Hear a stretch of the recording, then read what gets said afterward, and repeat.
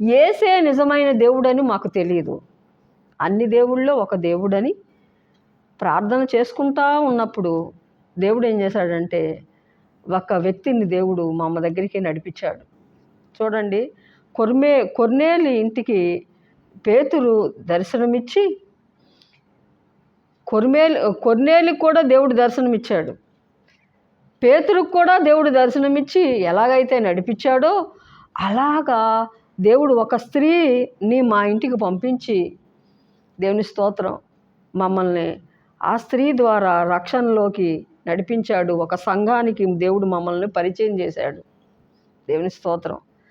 ఎవరైనా భక్తి చేస్తున్నా, అది ఏ భక్తి చేసినా దేవుని స్తోత్రం, దేవుడు ఏం చేస్తాడంటే ఆ వ్యక్తిని పట్టుకొని ఆ భక్తిలోకి ఎలా నడిపించాలో ఆయనకి తెలుసు.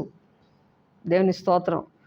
ఒక్కోసారి ఆలోచన చేస్తే అసలు ఈ భక్తిలోకి మేము ఎలాగొచ్చాం మాకే తెలియదు. దేవుని స్తోత్రం. అది దేవుని కృప.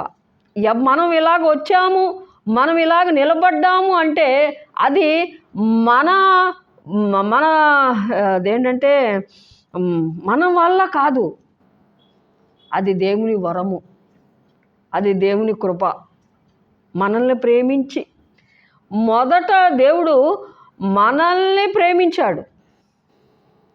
మొదట మనం ఆయన్ని ప్రేమించడం కాదు, ఆయన మొదట మనల్ని ప్రేమించాడు.